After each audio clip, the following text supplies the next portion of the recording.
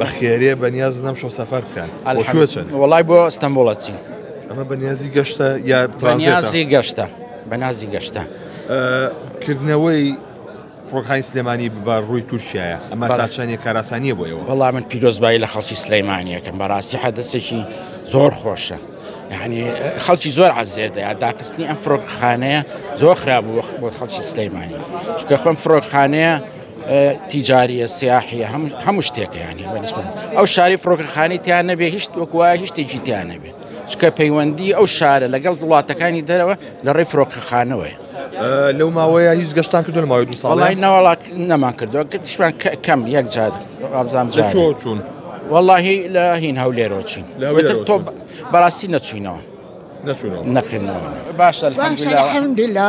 زانیشان عەزیزتمانە خوارد حتا چوینە هەولێر ڕۆژە بوو لە 5 بەیانی دەرەچوینە ڕۆشتین بەستە لەوە عەزیزتمان بوو عەزیزتمان زۆر خوارد لە شارەکەی خۆتانە بێ ناخۆش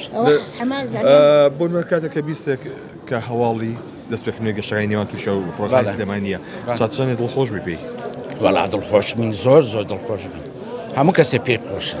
هەیە پێی بۆ دڵخۆش نەبێ وانە طبعا هەموو کەسێ پێی خۆشە